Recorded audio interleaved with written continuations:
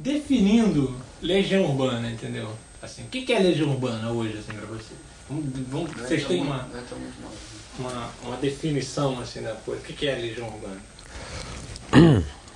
O que é Legião Urbana?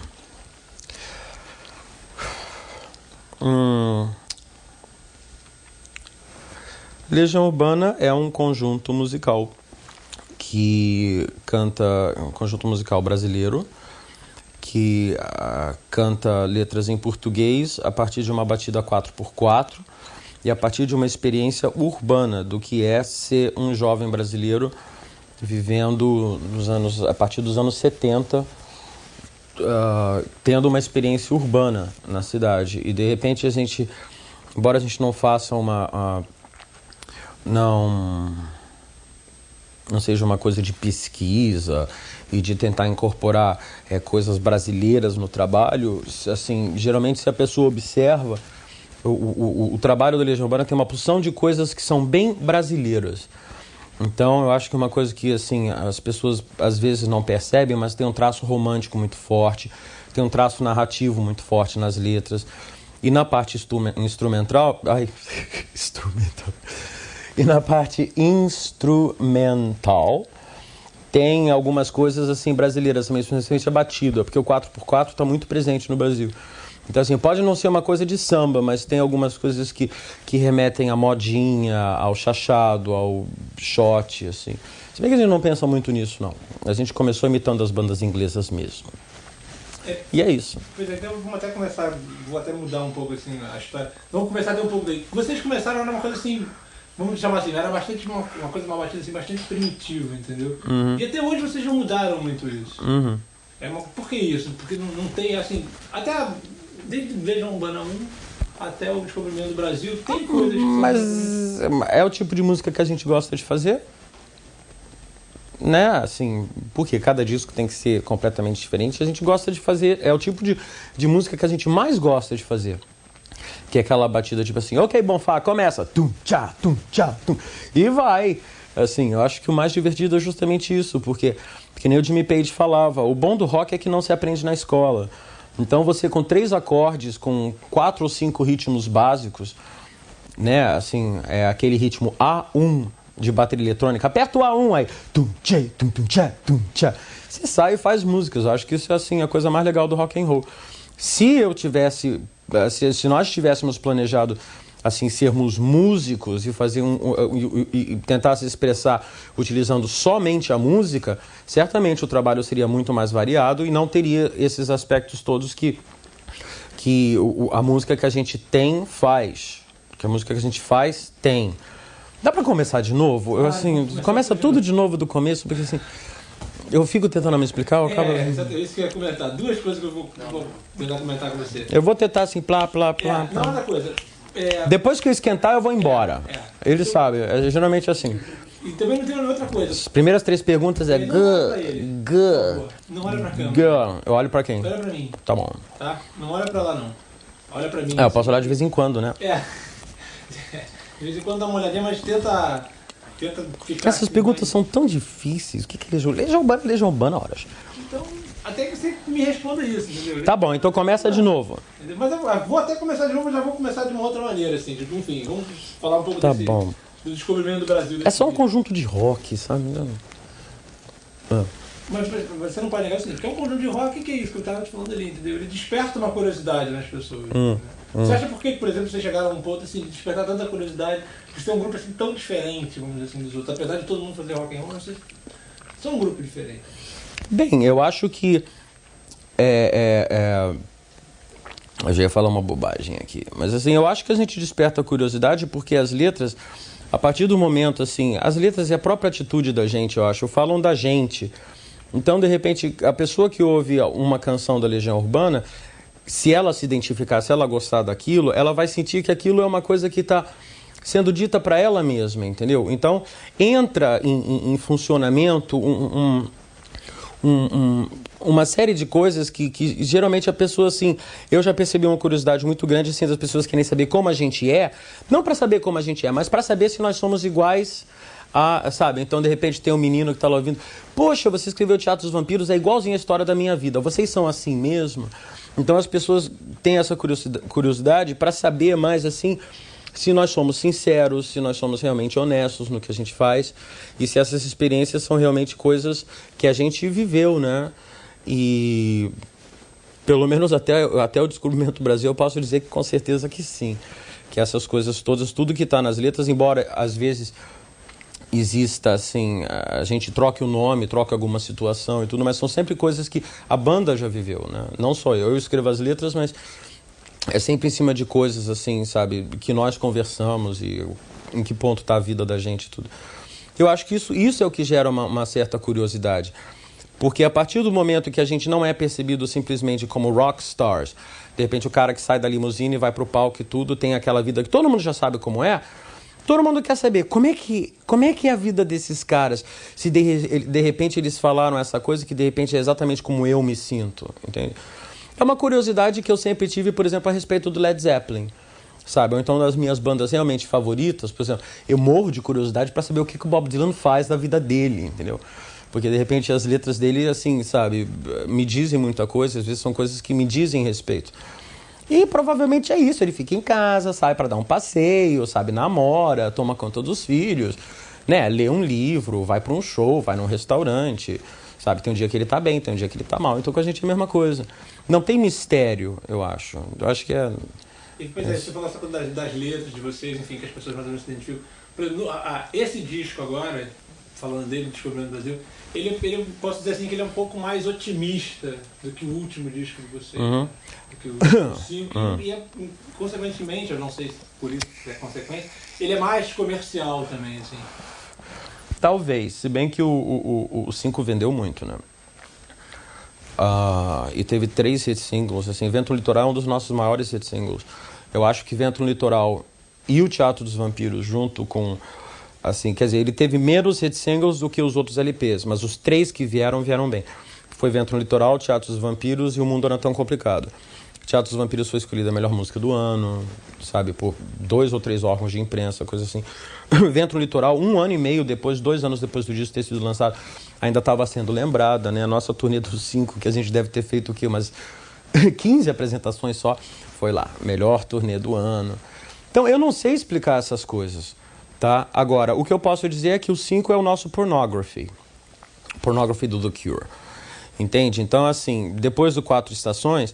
Que é sempre assim, a gente lança um disco, por algum motivo, a gente lança um disco, aí todo mundo tem a reação, 4 estações, é preciso amar, vamos acabar com isso, vamos fazer uma coisa completamente diferente. E a gente vai e tenta fazer uma coisa completamente diferente. Nunca é completamente diferente. Mas assim, sempre assim, por exemplo, depois do Que País é Este, que era pesadão, que tinha conexão amazônica, a cocaína não vai chegar e tudo, aí veio 4 Estações, que era todo lírico e lindo. E é preciso amar, que eu fico brincando, mas é uma música muito bonita, eu gosto muito. Aí depois eu pensei assim, poxa, o que eu vou falar? Porque as pessoas ficaram, poxa, 4 Estações. Eu pensei, bem, não é bem assim, eu estava passando por... Nessa época nem tanto, porque eu escrevi o disco completamente, assim, as letras foi completamente careta. Mas, assim, eu estava vendo que as coisas não estavam bem, foi naquele período do Collor, né? Quer dizer, essas coisas todas influenciam e estava todo mundo muito negativo, muito... sem saber no que ia dar, que é um momento que eu acredito que ainda esteja acontecendo, mas hoje em dia eu acho que a gente já está tão tarimbado nessa coisa de Brasil, né? Ainda mais com essas coisas que aconteceram agora no começo de maio e tudo, eu acho que assim, sabe, não é mais surpresa, mas naquele momento, para mim, era um período de surpresa. E eu decidi fazer assim, tá todo mundo esperando o 4 Estações 2. Não vamos fazer isso não, vamos fazer uma outra coisa para, inclusive, a gente, como a gente trabalha a longo prazo, a gente ter uma liberdade maior no futuro, entendeu? E eu estava sentindo essas vibrações anos 70, tanto é que pouco tempo depois do disco ser lançado, veio esse revival dos anos 70, que eu não sei de onde que veio, entendeu? Parece que a gente que inventou, e é claro, não é verdade, né? Mas assim, veio toda uma coisa dos anos 70 e anos 70 e anos 70... Sabe, até revistas fazendo especiais sobre rock progressivo, eu pensei, hein? Sabe? Sei lá, o disco foi uma maneira da gente se expressar colocando o que a gente queria dizer naquele determinado momento, sem ficar preso a uma fórmula. Porque a Legião Urbana tem uma concepção tão fechada que é muito fácil ficar preso numa fórmula. Porque, por causa disso, nós sempre falamos assim, nós sempre temos um tom, ao mesmo tempo, intimista e sempre tentando atingir o maior número de pessoas. Eu, quando eu escrevo, geralmente assim, eu falo de mim, mas é essa pessoa falando pro mundo. Entende? Eu não estou falando só para você. A música da Legião não é assim, sabe? De repente eu tô com o megafone, vamos ouvir, gente, que é isso? Sabe? É aquela coisa, isso é uma coisa que, assim, é da adolescência, né? Sabe? De você querer que todo mundo saiba o que você está sentindo. Eu querer o que todo mundo saiba o que eu estou pensando. Então a Legião tem essa coisa que é meio uma dicotomia, uma coisa assim meio paradoxal. E dada a nossa escolha de ritmos musicais, como você mesmo lembrou, que é aquela coisa de, sabe, as batidas são parecidas, a gente só usa baixo, guitarra e bateria, e teclado, sempre as cordas, né? O Dado outro dia estava me falando, pô, Renato, você é super, como é que ele disse? Não era convencional, conservador. Eu falei, mas por que eu sou conservador, Dado? Ah, você sempre escolhe os mesmos sons. Que cada um escolhe o seu som, né? Aí quando eu vou lá escolher o teclado, eu fico lá, sabe, às vezes a gente tá com pilhas de teclado, o Ayrton Bahia, nosso produtor, traz zilhões de módulos e zilhões de coisas, tem todos os sons do mundo, eu vou ouvir tudo quanto é botão, vamos tentar esse, som número 343, vamos com esse filtro, vamos lá, não sei o quê. Ah, vamos usar aquelas cordas, vamos? Vamos aí. Então, né, quer dizer, é o que eu gosto de fazer, eu acho que é o que a gente se sente confortável fazendo. A gente às vezes muda assim um pouco as coisas, mas sempre que possível a gente tenta dar sabe, é a mesma pessoa, mas de repente hoje aconteceu uma coisa diferente. É o mesmo dia, mas de repente já teve o entardecer, já teve o pôr do sol, sabe assim? Como é que era a cena, assim, de onde vocês saíram? Desde o aborto elétrico, como é que... Ah, a gente nós éramos uma porção de amigos. A gente tinha esse interesse em comum de gostar, assim, de rock, né? No caso, rock inglês. E no caso, as bandas punk, quando apareceram, né? Era aquela coisa, assim, tipo assim... ter o primeiro compacto punk que foi lançado, que era o New Rose do Damned. Aí isso um amigo da turma tinha. Acho que quem tinha esse era quem? Deve ter sido o André Miller. Aí depois saía o primeiro LP punk, que deve ter sido do The Clash. Sabe? Então aí, pá, não sei. E tinha essa coisa que logo no começo, as gravadoras no Brasil, parece que eles estavam em dúvida se eles iam investir na música disco, né, discoteque, ou se investir no punk. E de repente, então, o Ezequiel Neves organizou essa coletânea, a revista Pop apresenta o punk rock. Aí tinha uma opção de coisas legais lá. Tinha Ramones, tinha Sex Pistols, tinha... uma porção de bandas. Assim, era uma faixa de cada banda. Lançaram Television, o primeiro LP. Lançaram Eddie and the Hot Rods, que eu me lembro.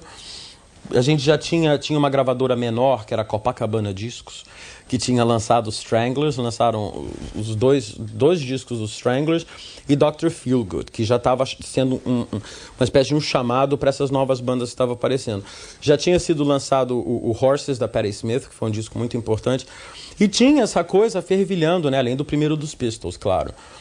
E a gente conseguia esses discos, a gente ficava, poxa, que legal. E de ler sobre o que as bandas falavam e tudo, porque a gente, lá em Brasília, tinha um acesso um pouco melhor aos jornais, Melody Maker, essas coisas e tudo, né? Por Brasília ser uma cidade onde tem a Unicef, tem as embaixadas e tudo, sempre tem gente viajando, né? E é uma cidade pequena, quer dizer, a gente sabia localizar, assim... Por exemplo, eu trabalhava na cultura inglesa... E eu consegui fazer com que o pessoal da biblioteca da cultura inglesa, imagina, que eles fizessem uma assinatura do Melody Maker. Então chegava toda semana o Melody Maker, com o Johnny Rotten na capa e tudo. A gente sabia de todas essas coisas. E na época, o André Miller, que era do Plebe Hood, que é super amigo da gente e tudo, ele estava morando lá e ele mandava fitas que ele gravava do John Peel, que era um programa de rádio que tinha. Então a gente ouvia essas coisas todas, a gente ouvia Great Rock and Roll Swindle, eu me lembro, tipo assim, ouvindo o Public Image pela primeira vez, mas isso já foi um pouco tempo depois. Aí o que a gente fazia? Em Brasília não tinha muita coisa pra fazer, então a gente ficava, poxa, vamos formar uma banda, vamos.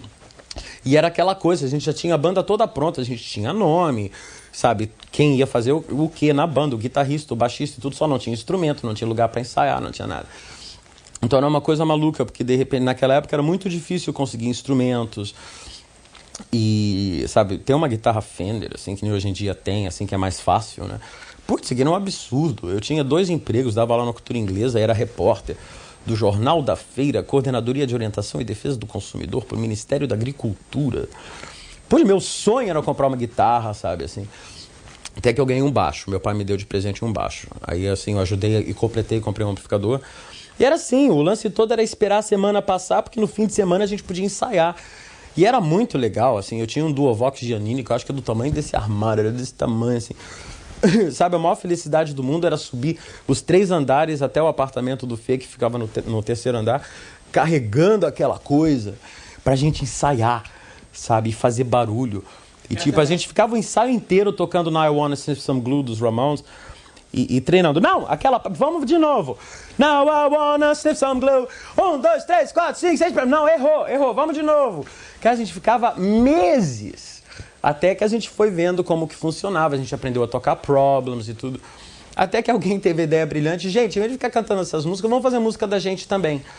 Para falar da UNB, de Brasília e do Brasil e tudo, que era esse o lance, né? Monte sua própria banda e fale o que você tem a dizer. Então, dada que ia assistir Aborto Elétrico, você entende? A gente tocava lá na banda, mas assim, os garotinhos que assistiam era Dado, Bonfá e tudo. Depois, sabe, todo mundo ficou amigo, é claro. Pois é, e até como é que... vamos então partir do seguinte. Não, vamos falar de Aborto Elétrico. O Aborto Elétrico era você e o Bonfá, era isso? Não. Como é que era o Aborto Elétrico? Não. Aborto Elétrico era uma banda que o André Pretórios ia formar com o André Miller, que é do Plebe Rude, e com o Felipe, do Capital Inicial. E o André Pretórios era filho do embaixador da África do Sul. Era um louro, era o Sid Vicious louro. Tinha 2 metros de altura, punk, assim. E eu encontrei com o André Pretórios, tinha esse lugar chamado A Taberna, que ficava perto de onde eu morava, na 103 Sul. E era um point, assim, sabe? Era um lugar onde, assim, você bebia um chopp, uma coisa assim, tinha uns salgadinhos. A gente nunca tinha dinheiro mesmo, mas ficava lá a noite inteira, assim, conversando e vendo se tinha alguma festa, de alguma coisa pra fazer. Aí um belo dia veio descendo esse Sid Vicious louro. Aí, assim, isso, assim, grandes momentos do rock and roll. Eu olhei, assim, eu vi que eles estavam conversando em inglês, que eles estavam com uma menina chamada Megan, que era tipo uma bruxinha, assim, sabe? Anos 70, linda. E, pá, eu cheguei, assim, a gente tinha viajado pro Rio juntos, no mesmo ônibus, aliás. Aí eu cheguei assim, Megan, oi, tudo bem? Oh, hi, Renato. Aí eu falei assim, poxa, eu imediatamente virei pra essa aparição, né? Eu falei assim, hey man, do you like the Sex Pistols? Sex Pistols, joia! E amizade instantânea na hora, porque era uma coisa maluca. Tipo assim, se você estivesse usando um badge de uma banda punk, mas você ficava amigo pro resto da vida. Porque ninguém conhecia nem Pink Floyd naquela época, entendeu? Só uns malucos antigos lá de Brasília, assim. Era muito difícil, rock and roll não existia. É difícil a gente tentar se lembrar, assim, é quase como imaginar um mundo sem computador, um mundo sem televisão. E realmente não tinha vídeo. Olha só, não, faz menos de 2 décadas, mas não tinha vídeo, não tinha computador, sabe? A única coisa que tinha era a televisão, assim, do que as pessoas conhecem, e rádio, né? E rádio tocava, assim, muito assim, a ternura da vida. Essas coisas, assim, que a gente não gostava muito. Eu não gostava muito, não. Eu gostava mais de rock and roll. E aí foi aquela coisa, né? E como quis o destino, eu falei assim, poxa, cara, eu toco baixo. Aí ele falou assim, poxa, cara, eu toco guitarra. E a gente conhecia, os dois eram amigos do Felipe Lemos, do Capital Inicial, que era o baterista, porque sem bateria não dá pra fazer uma banda de rock, né? Uba, joia! Vamos fazer uma banda de rock. E ficou uma coisa mais ou menos assim, porque ele estava esperando o André Miller vir da Inglaterra, porque o André Miller aqui ia ser o baixista, que nem eu falei. Nisso você já tinha banda, você já tinha capa de disco, tinha o nome das músicas, tudo. Só não tinha a coisa, entendeu? E foi que, de repente, assim, a gente começou, assim, eu me lembro que a gente ouvia muito Stooges, ouvia muito MC5, sabe? E também as bandas punks todas, né? Slaughter and the Dogs, Sham 69. Nossa, tem umas coisas que... Lurkers, sabe? Umas coisas assim, ainda não tinha aparecido as bandas mais progressivas, digamos, New Order, essas coisas não tinha ainda. Né? Tinha, assim, até Joy Division foi aparecer depois. Cure no começo era tudo rapidinho também. E assim, e aí isso apareceu, isso foi em 78, 79. Aí o Aborto Elétrico durou, acho que até 82, eu acho. Aí teve várias formações, mas sempre o núcleo com o André Pretórios. Aí depois que o André Pretórios foi para a África do Sul, porque ele foi servir o exército, aí foi uma maior comoção na turma, teve choradeira e tudo. Aí, sabe, ele tinha namorada Jeannie, aí era assim, sabe, ele saía correndo, quebrava uma garrafa, assim, I love you, Jeannie! Aí ficava, tipo, imitando o Sid Vicious, escrevendo o nome da namorada dele no braço e chorando. E a gente assim, poxa, que mundo injusto e cruel. Ele vai pra guerra matar as pessoas que são inocentes e tudo. O quarto dele tinha, assim, uma montagem com várias capas de revista da Time e Newsweek, tudo com soldados. Sabe? E a gente era rebelde, punk, sabe? E embora a gente fosse realmente classe média, mas a gente, né, eu trabalhava, eu fazia as minhas coisas e tudo, mas a gente era punk, a gente acreditava no que a gente fazia. Sabe, a gente se vestia de maneira diferente, a gente era preso, sabe, a gente andava, a polícia sempre vinha atrás da gente, sempre prendia. Aquele negócio de Bader que tem é a história da turma, aquelas coisas de rockon, e a gente passou por todas essas coisas. Só que a gente era classe média, né? Depois, muito tempo depois, é que a gente veio a descobrir que no Rio tinha toda uma galera, que tinha o Coquetel Molotov, e as bandas que eram amigos do Coquetel, que em São Paulo tinha toda uma série de bandas também, que Ratos do Porão e Cólera já existiam e tudo. E a gente lá em Brasília, a gente achando que nós éramos os únicos punks do Brasil, né? Quer dizer, a gente se dizia punk. Mas era uma turma muito gozada, porque cada pessoa tinha um estilo. Então, assim, o André Pretórios usava aquelas roupas de exército, ele parecia... Aí ele parou de parecer o Sid Vicious, ele parecia o Paul Simonon do Clash. Com aquela roupa de exército, era o Paul Simonon, com bonezinho e tudo. Eu tinha uma cara mais assim, tipo Johnny Rotten, bem nutrido. Então eu usava aquelas roupas tudo rasgado e tudo. E aquela pose de Johnny Rotten, branquelo, magrinho e tudo. Aí, tipo, tinha as outras, assim, o resto do pessoal da turma. Tinha o pessoal que era fã, assim, do Two Tone Specials, essas coisas que eles usavam umas roupinhas mais mod. Tinha os nossos amigos, assim, o Chico era fã, por exemplo, assim, do The Jam. Então ele usava uma roupinha que é mais associada com Johnny Marr. Então ele parecia mais uma coisa Johnny Marr, arrumadinha assim. As meninas todas usavam o modelo Nova York. Tipo a Kim do Sonic Youth. Aquela roupa assim, jeans e aquele suéter até aqui. Todas as meninas tinham esse modelo, em geral. A não ser quando era festa. Aí quando era festa usava as coleiras, né? E cabelo pintado. Teve uma vez que eu fui cismar de pintar o meu cabelo pra... Pintar o cabelo, né? Aquelas coisas verde e tudo, né? Aí eu usei guache. E ficou horrível, todo mundo olhava, ih, Renato, você tá parecendo o anjinho da Mônica. Aí nunca mais. Que tipo assim, eu pintei verde desse lado, azul aqui, assim. Ficou uma coisa tão idiota. E tipo, logo nessa época, assim, eu já tava tocando guitarra no Aborto e entrou o Flávio Lemos, que hoje tá no Capital Inicial. Eu ensinei, dei uma força pra ele aprender a tocar baixo. E aí, então a gente virou um trio. Aí esse era o trio Aborto Elétrico. Aí começaram a aparecer a maior parte das músicas mais antigas, que era tudo repertório do Aborto. Então tinha Geração Coca-Cola, Que País é Este dessa época. Tinha umas coisas assim que eu escrevia as letras, a gente fazia as músicas. Algumas realmente hoje em dia não funcionam muito bem. Mas Química era dessa época, Tédio, todas essas músicas assim. E pegaria a Legião, assim, até chegar... Como é que viu? Ih, mas ainda falta para aparecer Legião. Ainda falta, porque depois o próprio Aborto Elétrico mudou. A gente tinha um som, assim, que de repente era uma coisa mais parecida, era muito lento, era pesado, mas era muito lento. Porque naquela época não tinha hardcore, entendeu? A primeira banda que apareceu foram que eu me lembro... assim, que era uma coisa mais rapidinha, porque as bandas New Wave eram rapidinhas, tinha umas coisas, né? Uma banda pesada, assim, rápida, a primeira que eu me lembro foram os Dead Kennedys. E isso já era 80 e tantos, eles não eram dessa primeira fase. E já quando terminou o Sex Pistols, o Sid Vicious morreu e o John Lydon fez o Public Image, aí eu mudei completamente. Aí eu falei assim, é isso o que eu sempre quis. Então, assim, as minhas bandas favoritas eram Gang of Four, Public Image, o The Cure, eu ouvi muito Cure, até mais ou menos o Pornography, até Love Cats, assim, que de repente aí, tipo, virou uma coisa mais pop, era bacana, tocava em festa, mas eu não me ligava tanto. Muito Suicide and the Banshees. Os dois primeiros discos do Suicide and the Banshees era de ouvir aquilo. Joy Division, então, a gente ficava andando naquela variante do Fê, assim, ouvindo aquelas He's lost control again.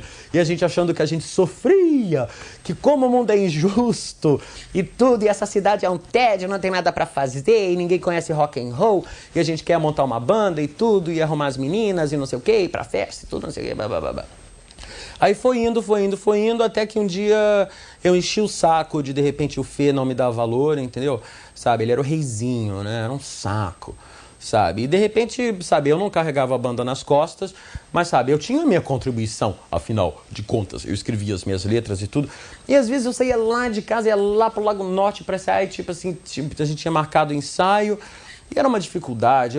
Chegou uma fase que, de repente, assim, eu me lembro por que a gente brigou. O começo da briga foi quando eu fiz Química. Aí eles falaram assim, Renato, essa música é idiota. Eu falei, essa música não é idiota, essa música é legal. E, de repente, de qualquer forma, assim, não é pra ser uma coisa séria, é pra ser uma brincadeira em cima do vestibular e tudo. Você está perdendo o seu sei lá, o seu tino de letras, Renato. Porque a gente queria fazer uma coisa sofisticadésima, né? Tipo, nessa época, então, a gente já estava ouvindo Rough Trade e aquelas coisas dos selos mais independentes, ouvindo pop group, sabe? E Au Pairs, e Slits, e Pereubu. Até hoje eu não sei como é que se fala o nome dessa banda, Pereubu, sei lá. Umas coisas complicadésimas, e a gente queria fazer essas coisas, né? Ser uma coisa assim, como é que se diz? Com concepção. Tem que ter concepção. Chega, Undertones acabaram. Nada desses rockinhos. Agora vamos fazer umas músicas dessa época que apareceu o Baader Meinhof, a primeira versão. Foi o que deu em Soldados, Ainda é Cedo, que é uma outra praia, né? Não era mais aquela coisa. Quando nascemos, fomos programados. Aí, de repente, ficava uma coisa, eu lá me matando, escrevendo as letras e tudo. Pô, eu tinha ensinado a baixista a tocar baixo. E pá... E o cara sempre enchendo o meu saco. Aí teve uma apresentação, pouco tempo depois que o John Lennon morreu, a gente estava fazendo uma apresentação numa cidade satélite em Brasília chamada Cruzeiro. E eu acho que foi assim, 4 dias depois de tudo, a Yoko Ono mandou uma mensagem para todo mundo no mundo inteiro, que às 4 horas da tarde, que seria 4 horas da tarde no Brasil, durante 10 minutos era para todo mundo fazer uma meditação pro John. Eu adoro essas coisas, né? Aí, pá, tô lá, assim, tomei um porre. Eu acho que eu devo ter tomado um garrafão inteiro daqueles de vinho, bem barato, entendeu? E tava completamente, mas vou fazer minha meditação pro John.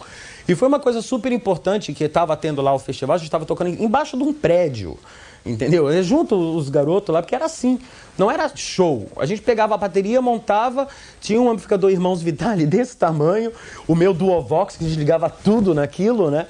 E, de repente, pá, tamo lá tocando, não sei o quê, e a gente ia entrar e tudo, e eu tô lá bêbado, eu deitei, agora é a hora da meditação do John. Aí deitei lá, fiquei pensando em John Lennon e tudo, e o dia tava escuro, tava cinza, tava nublado e tudo. Batata, deu 4 horas, o tempo começou a abrir. Isso foi uma coisa mística, é dessas coisas que eu vou me lembrar pro resto da vida. Abriu e saiu um céu maravilhoso, um sol... Sabe, assim, o sol aparecendo atrás das nuvens. Eu falei assim, poxa, que legal, essa meditação tá funcionando mesmo. Sabe, todo mundo tá fazendo meditação. Em Brasília, juntou uma galera lá no Congresso, eles fizeram. E isso estava sendo feito no mundo inteiro, né? Eu feliz da vida, né? Mas claro, já tava torto, mas rock and roll. Quer dizer, aí depois quando a gente foi fazer o show, aí o Fê cismou que eu não tava tocando bem. E tanto fez, tanto faz, entendeu? Tinha umas 50 pessoas, se isso... Estavam lá assistindo e tudo. Aí teve uma hora que ele falou, pô, Renato, você faz tudo errado, não sei o quê, blá, blá, blá, blá. Pegou a baqueta e ficou tipo um reizinho assim atrás da bateria. E me tacou uma baqueta, eu olhei assim, mas não tem. Saí da banda. Aí depois de noite ele foi com a namorada Inês, sabe, né? Porque a gente era super amigo e tudo. Ele falou, Renato, volte. Renato, volte. Não quero mais, tá? Aí eu virei o Trovador Solitário.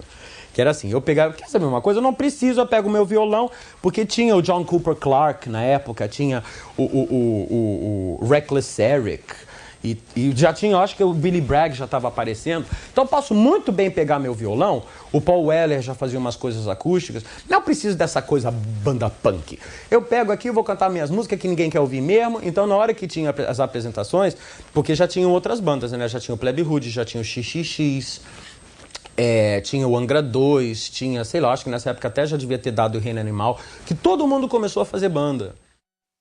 Não, me lembrei dessa coisa, tinha a banda mais importante, que é a primeira banda punk de Brasília, a Blitz, e era Blitz com X, no começo era com Z, era Blitz 64, 64 por causa do estado de sítio, né, que a gente chama de Revolução.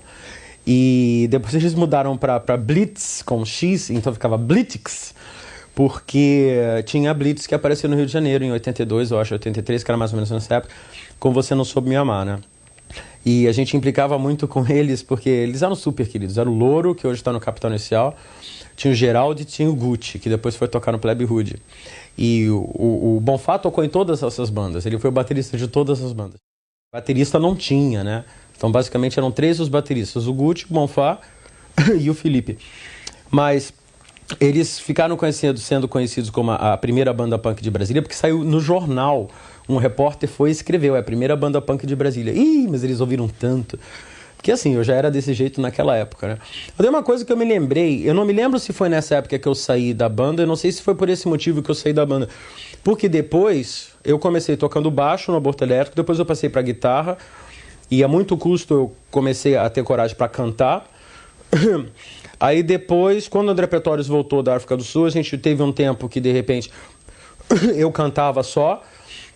E depois entrou o Ícaro Preto na guitarra, que foi a melhor fase do Aborto Elétrico. Que realmente aí a banda amadureceu. Foi bem legal, a gente já fazia shows mais profissionais. Teve assim um show na Funarte em Brasília, que foi muito legal. É dessa época músicas como Ficção Científica, Helicópteros no Céu, assim, que são meio desconhecidas, assim, porque as letras envelheceram.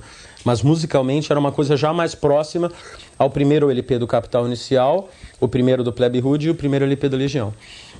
Mas acabou que acabou, entendeu? Aí, tipo assim, eu não tinha muita paciência, porque eu ficava pensando assim, pô, eu sou dono do baixo, eu sou dono da guitarra, sabe? Eu escrevo as letras, ajudo pra caramba nas músicas e tudo. Aqui as pessoas estão me tratando como se eu fosse um empregado. Aí saí, aí depois disso, um belo dia a gente tava lá, assim, num outro point da gente, que ia os punks todos, e a gente escolhia esses points. Então, dessa vez a gente tá lá, eu cheguei pro Bonfá, o Bonfá também não tava em nenhuma banda. Acho que ele tinha brigado com o André Miller, uma coisa assim. Eu falei assim, poxa, Bonfá, vamos fazer uma banda? Porque a gente poderia fazer assim, um núcleo, baixo e bateria. E para não ter problema de banda, esse é um projeto mais ou menos como o Matt Johnson fez com The depois. Então a gente chamava, numa música a gente chama o Felipe Seabra que toca no Plebe. Na outra a gente chama as meninas para cantar. Na outra a gente faz um som instrumental. Na outra a gente faz isso. Então Legião Urbana seria só eu e o Bonfá. Só que, naturalmente, depois, assim, essa ideia não deu muito certo, porque até chamar as pessoas, montar repertório com problemas de ensaio. Nessa época, até a gente já tinha uma sala de ensaios no Brasília Radio Center. Aí todos os profissionais liberais reclamavam, aberto, a gente falava, mas é Brasília Radio Center. Isso é numa área da cidade para ser estúdio de música, estúdio de televisão. E claro que isso não acontecia, porque Brasília é uma cidade toda dividida, né? Todos os hospitais ficam no mesmo lugar. Todas as escolas ficam no mesmo lugar. Então, tinha o Brasília Radio Center. E a gente brigava com os caras. O cara era advogado. Tinha uma moça que era... Fazia o que ela fazia? Eu acho que era terapia das cores.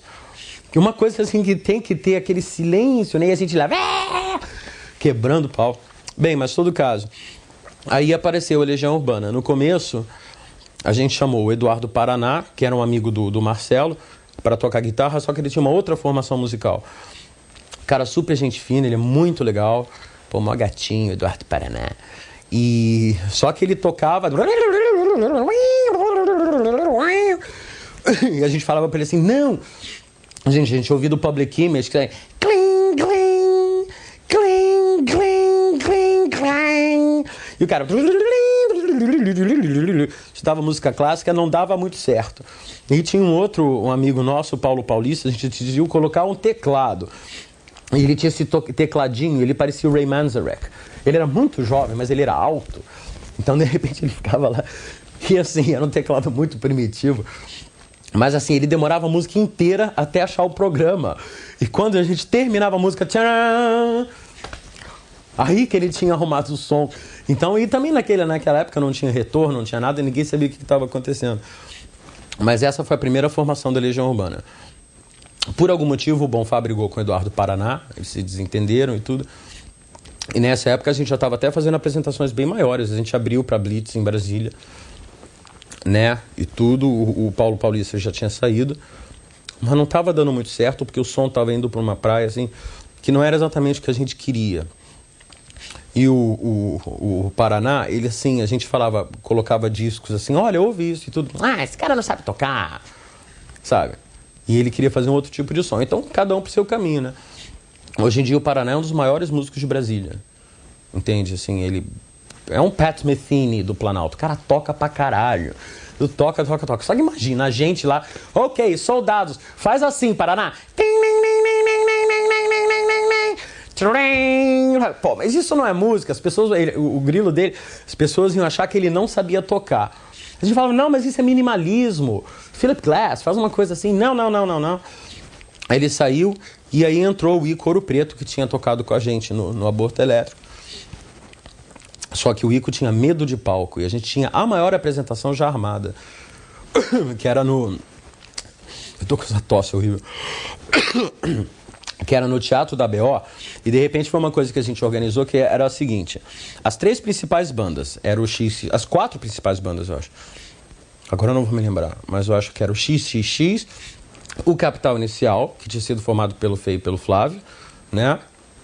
Legião Urbana, e era o Escola de Escândalos.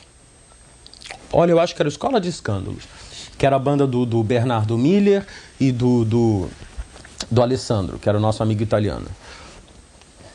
Eu acho que era Escola de Escândalos. Ou então eles tinham outro nome e depois mudaram. Que o pessoal mudava de nome assim várias vezes também. E a gente conseguiu um lugar super legal para tocar, ia ter um som legal, a gente conseguiu uma divulgação super legal. Só que assim, na última hora, o Ico deu atrás. Falou, não vou tocar. A gente ficou, mas como? A gente já tinha um repertório assim de 9 músicas. Que assim, era muita coisa. Porque eram 9 músicas originais, né? Então, de repente, assim, poxa, como é que a gente vai fazer? Aí a gente teve a ideia de chamar o Dado. Que o Dado sempre queria ter tocado numa banda, mas só que ele nunca tinha pego uma guitarra na vida. Aí a gente falou pra ele assim, olha, Dado, não é muito difícil, não. Ele já sabia Lá, Dó e Ré, né? E metade das músicas, a única coisa que você tem que fazer é fazer barulho, tipo Keith Levine, né? Do Public Image. Então vamos lá, aí teve a primeira apresentação da Legião Urbana com o Dado. Foi na casa do Fê, a gente tocou Ainda é Cedo, eu toquei a música no baixo e cantei, o Bonfá tocou bateria e o Dado ficou fazendo barulhinho, que a gente chamava, faz barulhinho que tá jóia. Aí ficava apertando o pedal e fazendo... E aí nasceu a Legião Urbana. Pois é, aí vamos dar assim, quase que um salto assim, pra gente pegar nos discos assim. Aí vocês gravaram o primeiro disco, que é o Legião Urbana, que logo isso foi em 84, né? Foi. E que logo no primeiro disco, vocês têm músicas que até hoje são sucesso, assim, sei lá, de 11 músicas, 7 pelo menos fizeram sucesso. Era uma coisa assim, como é que, enfim, para uma banda, para essa história toda que vocês estão contando, como é que foi encarada a coisa? Porque mais ou menos logo de cara, a Legião fez sucesso assim, pelo menos umas 5 músicas do Legião Urbana muito a cara. Bem, não foi logo de cara, né? Tipo, eu tocava baixo e de repente eu percebi que ia ser mais legal a gente ter um baixista.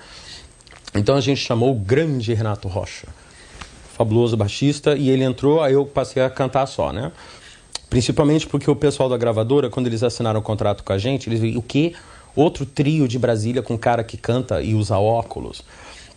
Que tinha os Paralamas, que são os nossos padrinhos, né? Os Paralamas que, poxa, deram maior força pra gente, tocavam músicas da gente e tudo, abriram todo o caminho aqui no Rio. Isso já é bem depois, né? Bem, o que acontece é que o primeiro disco, você prepara a vida inteira pro seu primeiro disco. O problema é o segundo. O primeiro disco, você tem esse repertório todo pronto. Você já toca ao vivo, você sabe que é uma música que a galera gosta. Entende? E foi complicado porque, assim, a gravadora queria que eu fosse uma espécie de Bob Dylan do Cerrado. E, assim, eles queriam, porque os Paralamas entregaram uma fita da minha época de Trovador Solitário. Ridículo isso, né? Trovador Solitário.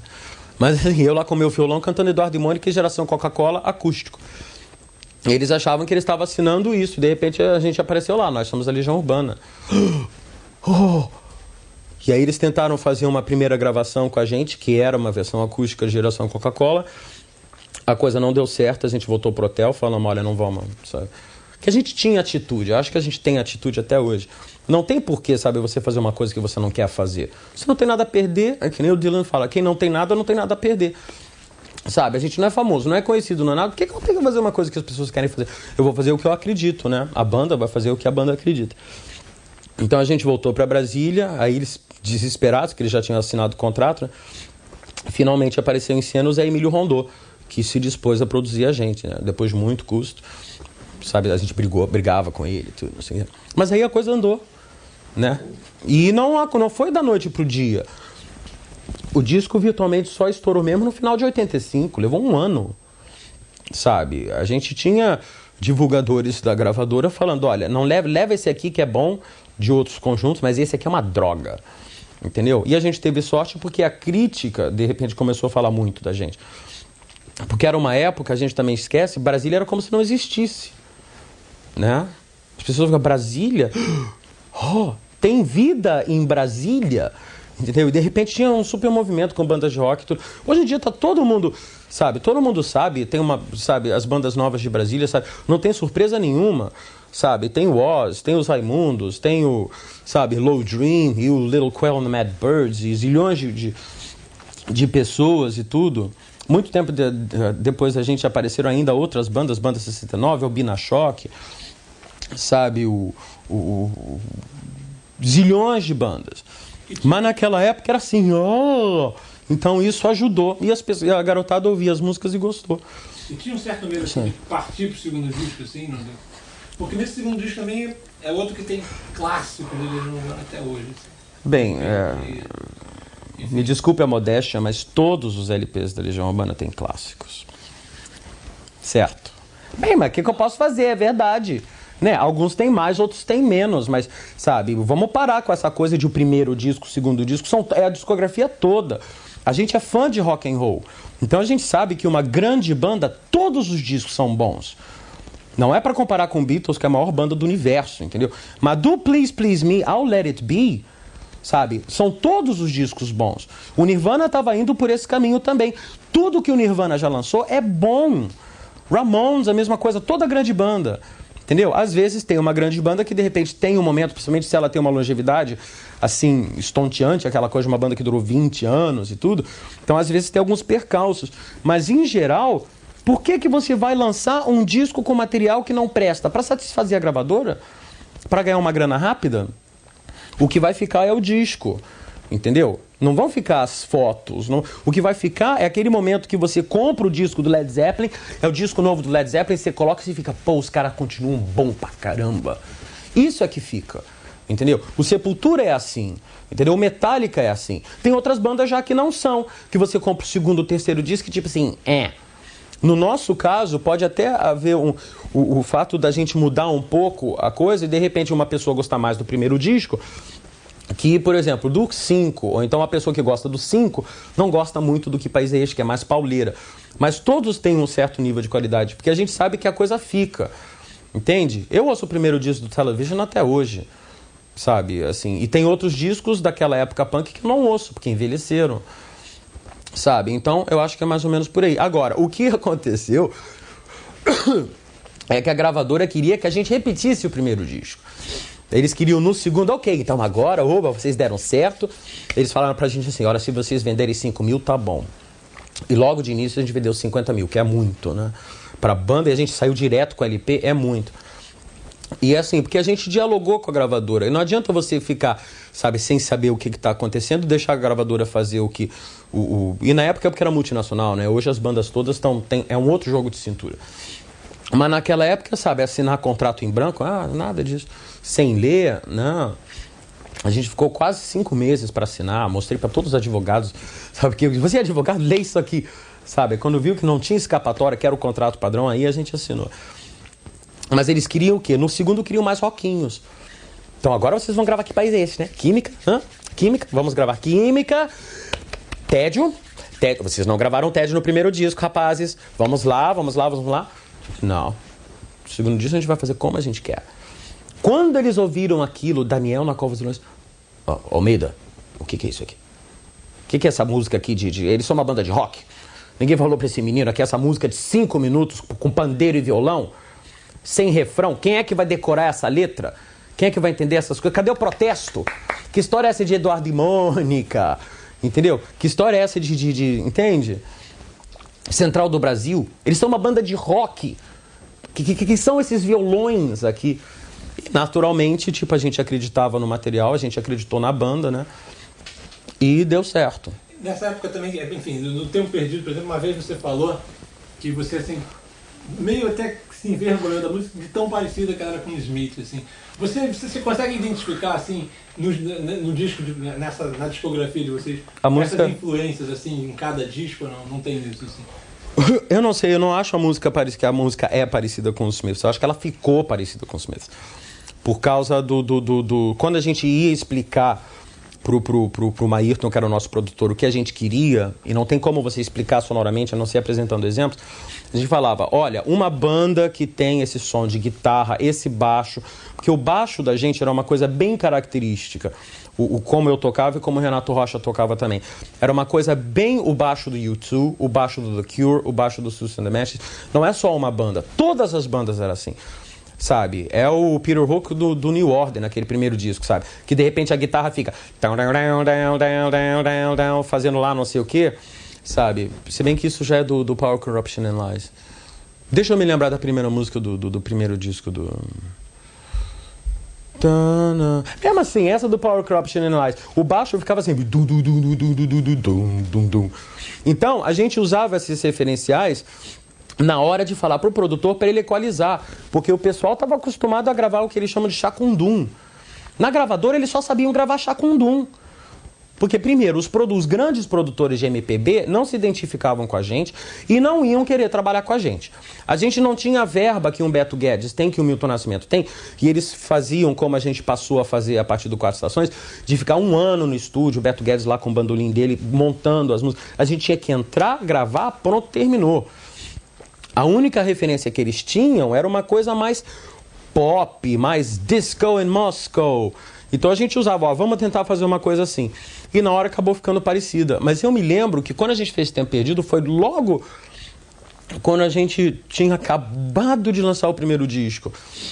E nessa época eu não ouvia Smiths, entendeu? Mas é que de repente, assim, pelo formato... Imagina, Smiths é uma banda que eu adoro, né? Eu acho talvez assim, seguindo a progressão do rock, eu acho que depois do Sex Pistols é a banda mais importante, né? Aí agora veio talvez o Nirvana, isso o tempo vai dizer. Mas depois do Sex Pistols, assim, em termos de atitude, de como eles levaram o trabalho adiante, da revolução que foi, tudo. Os Smiths foi uma banda muito importante. Eu acho até que eles não tiveram o sucesso que eles deveriam ter, principalmente por eles estarem na Rough Trade, que é uma gravadora independente. Todo caso. A gente já quis assinar com a EMI, entendeu? Os caras vão assinar com a EMI depois de lançar 6 discos. Não, a gente quer a EMI, é a maior do Brasil, vamos lá.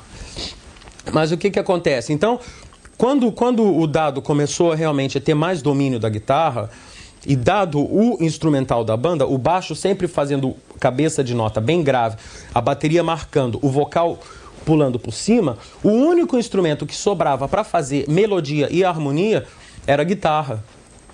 Então entrou isso. E eu sempre gostei, a gente também, acho que o Bonfá gosta muito de melodia, e eu sempre gostei muito de melodia.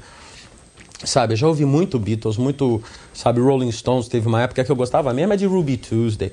Os rock eram legais, mas assim, sabe, de ouvir mesmo e gostar, Ruby Tuesday, Lady Jane. Eu tenho uma praia bem folk, assim, de gostar muito de coisa de violão, Mamas and the Papas, pop com vocal, sabe, som dos anos 60, assim, Simon & Garfunkel, que eu, eu gosto muito.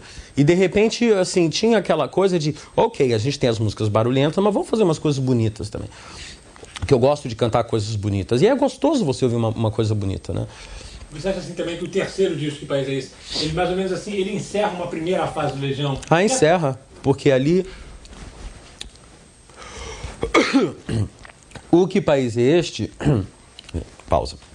O Que País é Este, o que aconteceu foi o seguinte, a gente entrou para gravar o terceiro disco. Porque o segundo era para ser um duplo.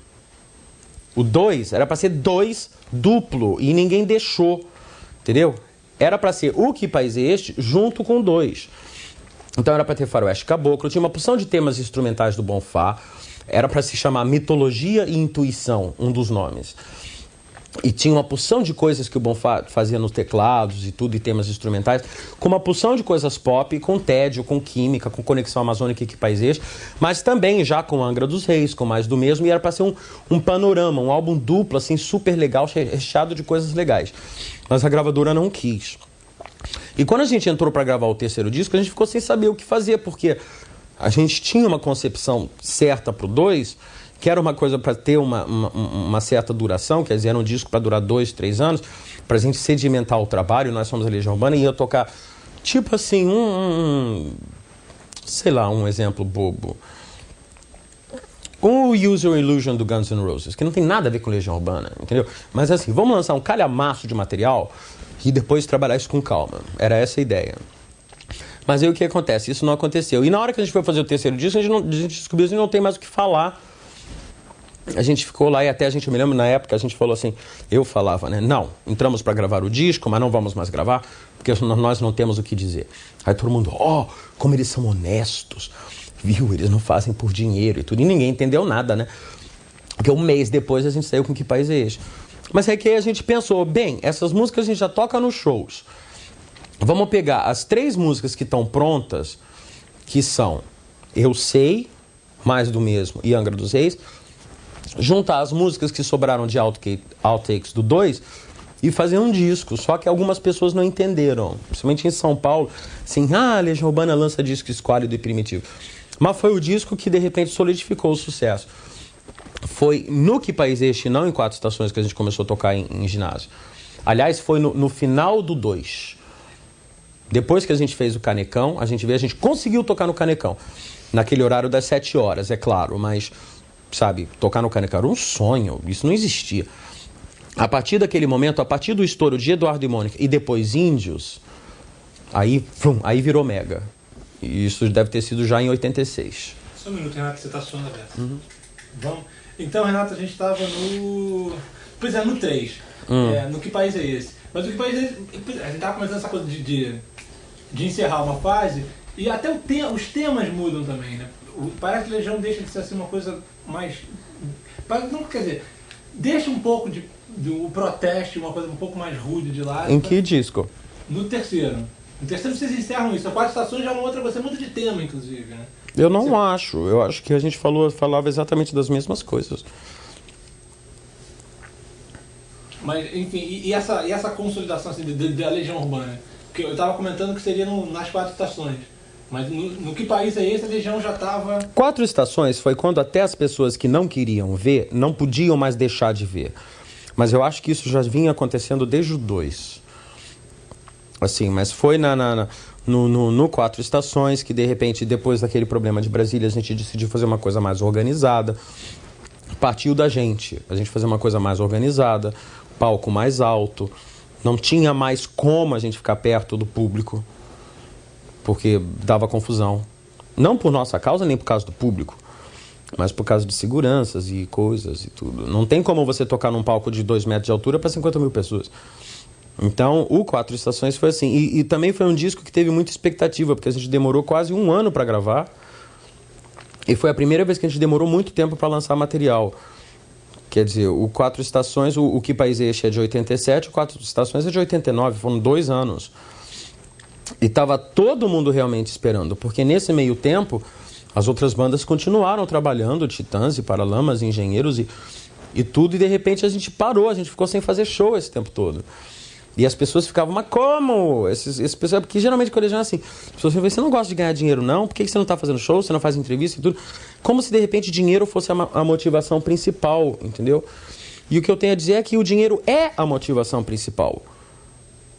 O que acontece é que, por ser o dinheiro a motivação principal, o trabalho é a coisa mais importante. É aquela coisa, se eu tenho uma parede de ouro no meu quarto, eu não vou acordar de noite e ficar tirando lasquinha para ter embaixo assim um pedacinho, uma pipitazinha de ouro. Não, eu já tenho a parede inteira. Então, assim, para que a gente vai se desgastar fazendo umas coisas? Vamos esperar e fazer uma coisa bem feita. E o disco demorou também, porque foi na época que o Renato Rocha saiu, o Billy saiu da banda, o Negrete, né? Porque, de repente, a coisa começou a crescer, a gente teve que formar firmas e a gente já estava batalhando a nossa própria editora para ter controle das músicas e tudo. Essa foi a primeira coisa que a gente queria fazer desde o começo. E então a gente estava se cercando de diversas informações de como trabalhar para garantir o futuro, entende? Porque rock é marketing, não tem como a gente achar que é só pegar uma guitarra e pronto, e ser explorado, não. A gente pode até ser explorado porque é o que acontece, mas a gente tem que saber, pelo menos a banda acredita nisso, é importante saber onde a gente está pisando. E foi esse o período, e de repente a gente chegou com uma outra postura, assim, não mudou nada. Mudou a postura. Se você pegar as letras continuam falando das mesmas coisas. Só que a postura mudou. Para justamente não ter confusão. Você não pode chegar... Naquela época era impossível chegar com um repertório muito pesado para 50 mil pessoas. Hoje em dia não, o público já está até mais educado e mais acostumado, entendeu? Como se o público precisasse ser educado. Não é isso, gente, mas é assim aquela coisa. Tipo, hoje em dia tem Metallica, tem Sepultura. E precisa se lembrar que em 89 não tocava som pesado de jeito nenhum. Titãs não tinha feito Cabeça de Dinossauro. Virtualmente as coisas mais pesadas no rock nacional, a não ser que eu esteja enganado, era Camisa de Vênus e Legião, que tocava no rádio. Não tinha. Você ligar o rádio e ouvir Conexão Amazônica, ouvir Que País é Este, era um assombro. O Que País é Este foi primeiro lugar. Entendeu? Isso não existia. Nessa época, o Titãs, que hoje é uma banda super pesada, estava cantando outro tipo de material. Entendeu? Paralamas era outro tipo de material, e são todas bandas que eu adoro. Mas então não existia essa... Era uma novidade completa você chegar num lugar, de repente entrar aquela zoeira, porque banda heavy não vinha pro Brasil. Sabe? Quem vinha pro Brasil era a banda New Wave, ou então num show como Rock in Rio, vinha um Ozzy, uma coisa assim, mas era uma coisa completamente organizada. As nossas apresentações era ainda aquela coisa punk, vamos tocar pros amigos. De repente a gente chega no lugar, tem 20 mil pessoas, 30 mil pessoas, e de repente é aquela coisa rock and roll, tá todo mundo, sabe, utilizando, assim, todo mundo não, mas alguns jovens, tipo assim, mais afoitos, utilizando substâncias químicas e bebendo e tudo. Claro, se você não tem um aparato para, sabe, você vai no show do Metallica lá fora, ou mesmo no show do Sepultura, é uma coisa organizada, sabe, o público tem segurança. Aqui, não, os banheiros caindo aos pedaços, Maracanãzinho, a gente tava lá vendo aquela coisa, tá lá, morrem 2 no show do Midnight Oil. Imagina a banda mais politicamente correta do planeta, que é um, sabe, e morre as pessoas, morre gente em show do Menudo. Graças a Deus nunca morreu ninguém em show da Legião Urbana, sabe? Mas assim, aí o que aconteceu é isso, a gente pensou assim, nós temos um público muito grande, existem pessoas que já estão sinalizando e falando, poxa Renato, a gente adora a Legião, mas sabe, vocês fazem shows tão grandes que de repente assim, a gente fica até com medo de ir, porque é muita gente, de repente começa uma confusão lá e tudo, e não é que tenha muita confusão. Mas naquela época, até o 4 Estações, eu tinha uma postura no palco à la Johnny Rotten, sabe? De quebrar coisa, tipo, não tô satisfeito. Porque na minha cabeça eu ainda tô tocando lá pros meus amigos em Brasília. Eu acho que a mudança de postura foi essa. A gente descobriu, olha, vamos com calma, porque é necessário ter uma certa responsabilidade, porque existem muitas pessoas aqui na frente. Eu não posso simplesmente, se me tacarem uma coisa, parar o show por causa de um boboca que me tacou uma lata de cerveja. O importante é chegar e demonstrar que a banda não concorda com esse tipo de comportamento do público e, sabe, tentar fazer o melhor possível. E foi o que a gente tentou fazer com 4 Estações. Que eu já estava cansado de subir no palco para cantar as nossas músicas, entendeu? E as pessoas ficarem tacando coisa, sabe? Mas na época das porque gostam da gente, aí tacam coisa, mas, sabe, é um saco. Teve uma apresentação em São Paulo que tacaram garrafa no Bonfá, que ele saiu sangrando, a bateria dele ficou toda suja de sangue. E aquela coisa, aí né, Renato Russo é histérico. Não pode parar show, não sei. Então eu tenho que ficar no palco com o pessoal cuspindo, tacando coisa, sabe? Em Brasília teve uma época que eles tinham mania de beber aqueles coco, tacar, entendeu? Sabe, leva uma cocada daquela na cabeça se você vê, entendeu? E fazia que nem outras bandas que levava e continuava cantando. Não, aí eu parava, poxa, respeito, a gente respeita o público. Por que o público não respeita a gente? E não era todo mundo, não. Mas 1 ou 2 ou 10 pessoas com esse tipo de atitude estragava tudo, entendeu? E como ainda não existia essa concepção de grandes shows e tudo aqui no Brasil, era uma coisa ainda, sabe? E olha, é quando o Bunnyman vem pro Brasil para tocar no Canecão, sabe? Não tinha muito isso, tinha acabado de haver o Rock in Rio que a gente não tocou e tudo. Eu imagino, né? Às vezes talvez esteja errado, vocês têm que verificar esses dados. Então ficava uma coisa complicada. Então por isso que veio o 4 Estações. E também uma questão de maturidade, a gente está tocando melhor, a gente quer que as pessoas percebam que de repente, sabe, o Dado tá tocando bandolim, sabe, que de repente, sabe, a banda tem um instrumental que não é, que tem as pauleiras, mas que não é só pauleira. Vai ter um momento do show que de repente vai ter os 2 violões tocando junto com o teclado. Porque rock é música, né, também, sabe, não é só, sabe. Então eu acho que houve essa mudança. Por exemplo, o 4 Estações tem Monte Castelo, aí isso chama atenção, entende? Mas eu acho que tudo que tá, não tem diferença. Isso vai ser difícil de perguntar para mim, porque eu não vejo diferença. Eu não vejo assim, eu vejo diferença no Que País é Este e no 5. O 5 eu acho um disco diferente. Aquele disco eu acho depressivo e pesado. São as coisas mais pesadas da Legião. As pessoas, mas vocês não fazem rock and roll. Ouve Montanha Mágica no volume máximo, pra você ver uma coisa. Sabe, é claro que não é pauleira, não é thrash metal, entende? Mas aquela tal história, você ouve o Rubber Soul dos Beatles, sabe? Você ouve um álbum branco, não é Helter Skelter só. Tem Dear Prudence, tem aquilo.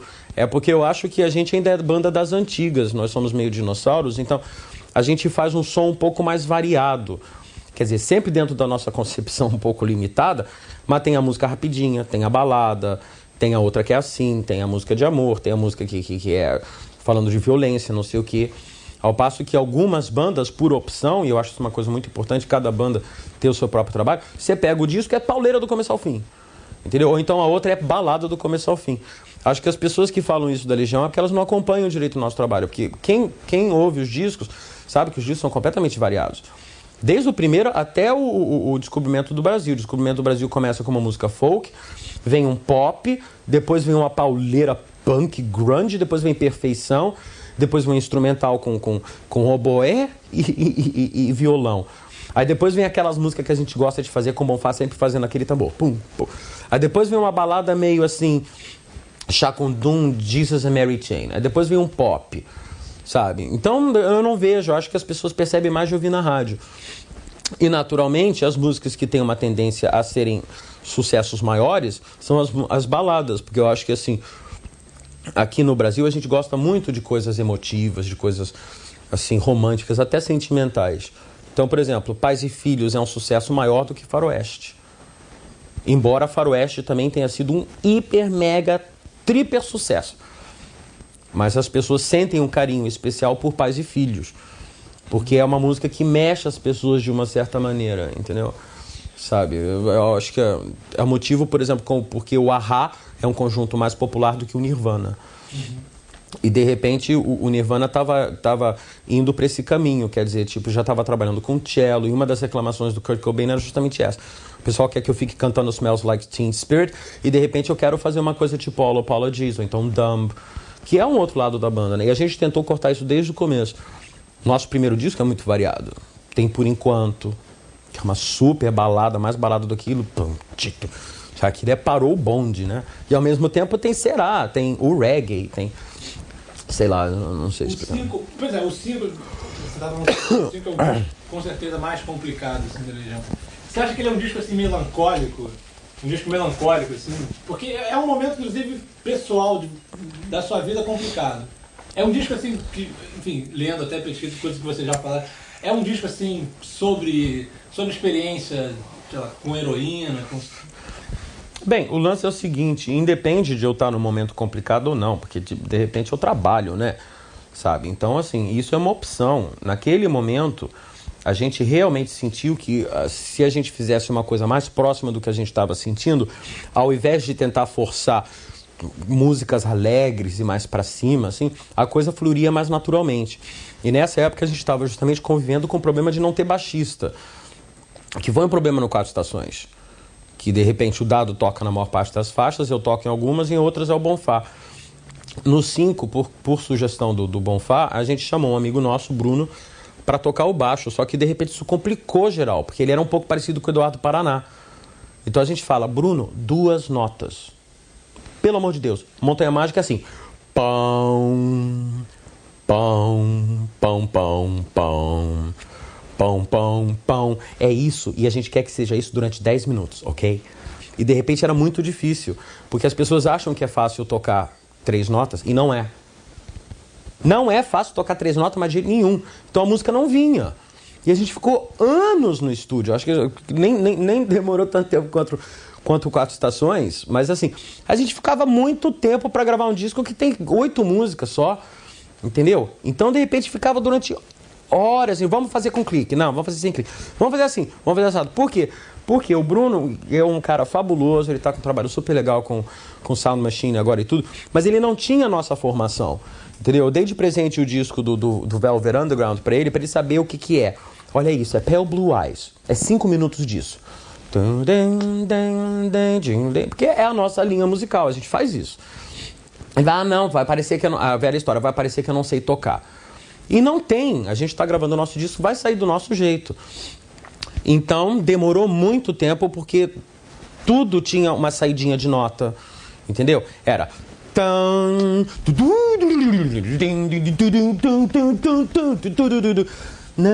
Não. Sabe, a gente quer fazer um disco que é lento, é a ideia, a gente discutiu, sabe? Aquele disco foi feito de propósito. Vamos fazer uma música de 11 minutos, de 12 minutos, Por sabe? quê? Porque a gente teve vontade. A gente tentou seguir um caminho pop e não estavam saindo coisas que a gente gostava. A gente falou, bem, o que está saindo é isso. As coisas que saíam que a gente gostava eram todas coisas lentas. O Dado chegou um dia, olha, eu fiz essa música.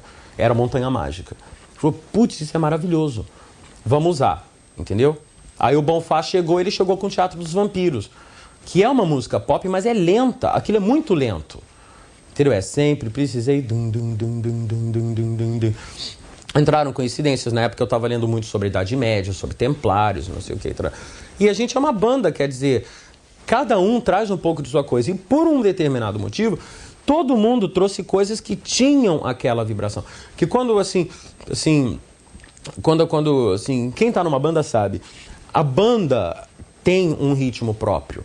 Não adianta um da banda tentar fazer uma coisa, a banda fala um pouco mais alto. E assim, tava todo mundo, a gente, vamos fazer umas músicas alegres, vamos fazer umas coisas legais pra cima, porque chega, esse país tá tão mal. E realmente isso não apareceu. A gente poderia ter tentado, a gente tentou com Sereníssima e tentou com O Mundo Anda Tão Complicado. Mas o que a gente realmente achou que estava mais próximo do que a gente sabe fazer e coisas que estavam legais, era justamente abrir o disco com Pois Nasci, Nunca Vi Amor. Pronto, esse é o disco. Entendeu? Depois do Quatro Estações, que é uma tentativa de uma busca espiritual, uma tentativa de buscar amor, deu no que deu, gente. O Collor foi eleito, ele acabou com o nosso país. Porque assim, o Quatro Estações foi lançado um pouquinho antes das eleições. E o 5 foi lançado já com Collor no poder, em dezembro. Depois que ele já tinha pego o dinheiro de todo mundo. Então, era o clima. Não tinha... A gente fala um pouco, assim... Eu vou falar da minha vida, né? Então, é aquilo. Quase acreditei na sua promessa e o que vejo é fome e destruição. Então, o disco veio daquele jeito. E foi aquela coisa de comprar uma ideia. A gente falou, bem, é o que está saindo, então vamos fazer um disco assim. É o seguinte, com Quatro Estações, a gente virou uma grande banda pop. Foi um momento pop. A gente saiu na Veja, entendeu? Daquele disco a gente teve, acho que 9 hit singles. Foi uma coisa absurda, porque não são músicas comerciais. O disco abre com Parece Cocaína, mas é só tristeza, talvez tua cidade. Muitos temores nascem do cansaço e da solidão. E o descompasso e o desperdício herdeiros são agora da virtude que perdemos. Isso assim, eu fui chamado Olavo Bilac do rock, né? Tudo bem, mas de repente tocou no rádio, todo mundo se identificou, todo mundo gostou. Pop. Não adianta, virou pop. Então a gente falou, bem, banda pop a gente já foi. Então vamos tentar ser uma outra coisa? Vamos ver se eles vão tocar Metal Contra as Nuvens no rádio. Entendeu? Vamos ver, vamos tentar. E o que acontece é o seguinte, naquela época eu não estava usando heroína, eu não estava fazendo nada disso. Isso tudo já tinha passado. Entendeu? Mas eu resolvi, bem, as músicas, eu sempre escrevo as letras depois de ter as músicas. Então, as músicas que estavam vindo eram essas coisas lentas, era uma coisa assim de tristeza, tinha uma certa coisa assim, ai, a coisa não está dando certo, sabe? Aqueles anos todos que passaram foi um grande velório do Ayrton Senna, entendeu? Para mim foi aquela coisa daquela esperança que eu, pelo menos, eu sentia, sabe? Desde a época do Tancredo, e depois Tancredo morre, aí depois veio as eleições, todo mundo levando a maior fé. Tá bom, é o Collor, mas quem sabe, né? E de repente deu no que deu, e a cada dia que passa você vai descobrindo que a situação é pior do que você podia imaginar. Porque teve um momento que aí que você começou a ver que o pessoal tava roubando mesmo. Quando começou aquela coisa de PC, e você tão perdido mesmo. O que vai acontecer? Isso refletiu na música. Não tinha como eu ser honesto e falar assim, está tudo bem, está tudo feliz. Realmente, você tem razão, não ia dar para escrever um quase sem querer.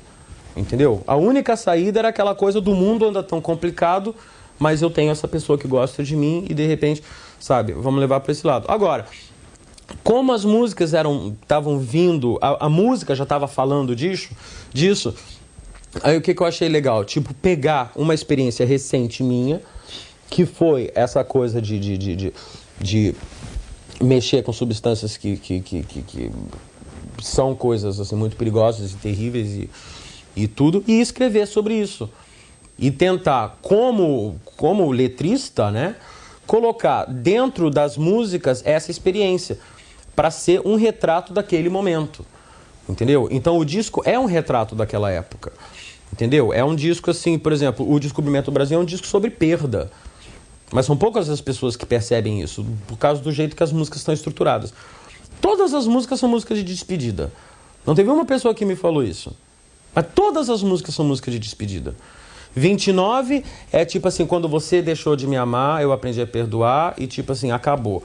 A fonte é acabou. Do espírito sai de mim que acabou. Perfeição é tipo assim, sabe? Agora a gente pode celebrar, mas tudo acabou. Tá tudo morto, enterrado e pronto. Descobrimento do Brasil é, eu tô querendo me casar, mas eu não posso. Os barcos, tipo assim, você diz que tudo terminou. Entende? Só que isso é muito relativo. Cada pessoa, eu não gosto de explicar as músicas, porque cada pessoa sente a música de uma maneira. Todo mundo cismou que Quatro Estações é um disco maravilhoso. Agora eu tô com esse discurso meio bobo, mas eu lembro para as pessoas, olha, Pais e Filhos é uma música sobre suicídio. Entende? E é. Só que as pessoas não percebem. Eu não gosto de ficar explicando, mas é. Ela se jogou da janela do 5º andar, nada é fácil de entender, e conta a história. Só que todo mundo cismou que é um disco maravilhoso e alegre e tudo, e o 5 é depressivo, então tudo bem. Eu não vejo tanta diferença. Eu acho que o 5, de repente, oferece até mais saídas do que o 4 Estações. Porque no 4 Estações a saída do cara é ficar lá, Cordeiro de Deus. E no 5 não. O 5 o cara fala, eu quero um dia de sol num copo d'água. Entendeu? Ele fala, eu vou cuidar de mim. No final de Vivendo no Litoral é tipo assim, eu vou cuidar de mim. Sabe? Quero ser feliz ao menos. O plano é ficarmos bem. E as pessoas não percebem. Entende? Fica uma coisa. Então isso é uma coisa completamente maluca. Porque cada pessoa diz uma coisa. Então, quando entra nessa coisa, a Legião não faz mais rock. Então eu não entendo.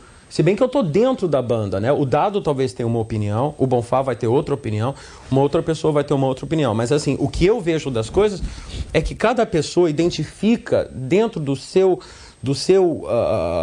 universo interior o que pega, o que passa. Tem muitas pessoas que não se identificam mais com a Legião Urbana. Entendeu? Porque não querem mais ouvir essas coisas. Tem outras pessoas que estão descobrindo Legião Urbana agora. Eu recebo cartas de meninos e meninas de 14, 15 anos que sabem que eu vi no Descobrimento do Brasil e tipo, que é isso? E estão lá, e estão comprando o primeiro disco, estão descobrindo 2, sabe? Estão ouvindo Eu Era um Lobisomem Juvenil pela primeira vez na vida. Eu acho isso maravilhoso. Mas é assim, isso é muito assim, tem muito o que a imprensa coloca em cima do disco e o que você fala do disco. Como a gente não fala sobre as músicas, então fica uma terra de ninguém. Cada pessoa decide o que significa cada música. Mas, por exemplo, assim, eu acho Quatro Estações um disco pesadésimo. Que história é essa de há tempo são os jovens que adoecem e há ferrugem nos sorrisos e só o acaso estende os braços, entendeu? E isso é muito pesado. Eu acho muito pesado, sabe? O cara lá fica gritando que é só o amor, de repente assim, não me mata, por favor. Sabe, tem que ter uma solução nessa vida, entendeu? 7 cidades, o cara falando quando teu espírito tá longe de mim, sabe? Quando você tá longe de mim, eu não tenho teu corpo perto de mim, sabe? Meu espírito voa longe, sabe? Sei lá, eu não sei. E de repente o 5 tem o quê? Aprendi a esperar, tipo assim, agora eu estou bem, sabe? Só que eu não tenho mais certeza. Mas, tipo assim, o disco todo funciona muito positivamente. Fala da questão dessa coisa do messianismo, Sereníssima, é toda sobre isso. Tá rolando? É. Tem uma coisa, assim... Quer dizer, na verdade, se as pessoas dizem que o 5 é um disco triste, é porque é um disco triste, o 4 Estações Alegre é um disco alegre. Assim, independe do que eu acho. Mas, assim, é importante lembrar que, de repente, o backlash que veio com o 5 foi uma coisa até provocada por nós mesmos, porque o que as pessoas, assim, não se lembram é que, na época do 4 Estações, estava todo mundo pronto para falar mal. Sabe? Tinha esse clima armado. Era um circo, assim. Pronto, já falamos bem dos rapazes do rock and roll, não só nós, mas todas as bandas, né? Então, agora vamos falar mal. E a gente veio com 4 Estações, então não tinha como eles evitarem. E a gente sabia que no próximo disco, independente do que a gente lançasse, as pessoas iam cair em cima. Tanto é que, de repente, assim, eu acho que o 5 tem as melhores letras. e mal se falou das letras. Pessoas, por exemplo, faziam comentários completamente retardados. Teve uma senhora que escreveu no Jornal de São Paulo que ela, citando como as letras não faziam sentido, ela citou 2 frases de Lasdor, que era: meu tornozelo coça por causa de mosquito, estou com os cabelos molhados, me sinto limpo. Aí ela disse que isso não fazia sentido, eu fiquei pensando assim, ué, será que não tem mosquito em São Paulo? Ou então, será que essa senhora não toma banho? Sabe assim? Porque, né? País tropical, cabelos molhados, se sentir limpo e tudo. Então foi uma coisa, as pessoas decidiram que não era, então não era. Tanto é que agora, com o descobrimento do Brasil, também não dá para evitar, porque a gente está fazendo realmente uma coisa que a gente sabe fazer, que a gente gosta de fazer. Não é um disco difícil, né? O 5 era difícil, a gente realmente decidiu fazer para ter uma certa liberdade de ação. Mas as pessoas também não falaram, não. Sabe? E ficou aquela coisa, Legião, é Legião. Quem gosta é o público, quem dá força sempre é o público.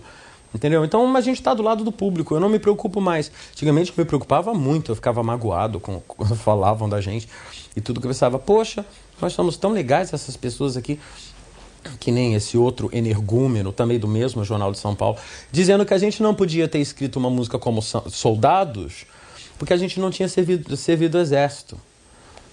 E explicando, eles não podem escrever essa música. E, tipo, o cara não entendeu nada, né? Primeiro que aquela música não é nem sobre a questão de serviço militar. A música vai muito além disso. Então, conviver um pouco com isso, sabe? Então, assim, esse é o motivo que, de repente, a gente... é isso que dá força a gente voltar a se apresentar num palco. Porque aí a gente tem um contato direto com as pessoas. Entende? Mas a gente prefere dar um espaçamento, assim, porque são só 6 discos virtualmente, então, e embora a gente tenha muitos sucessos, é um pouco cansativo cantar sempre as mesmas músicas e muito desgastante. Mas aí é isso. Aí depois do 5, tem o... aí veio o Descobrimento do Brasil.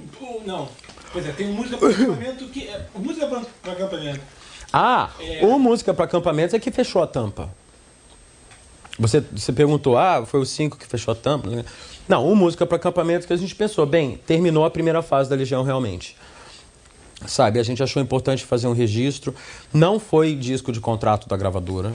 A gente teve até que fazer um contrato separado pro disco, porque eles não queriam lançar. Era